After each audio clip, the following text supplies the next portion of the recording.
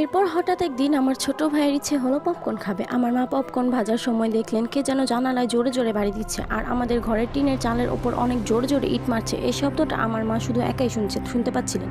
তারপর আমার মা ভাজা পোড়ার কাজটি শেষ করে আমাদের কাছে আসলেন, আমাদেরকে জিজ্ঞেস করলেন, তোরা কি কোনো শব্দ পেয়েছিস? আমরা অবাক হয়ে কারণ কারণ আমরা কোনো শব্দ পাইনি।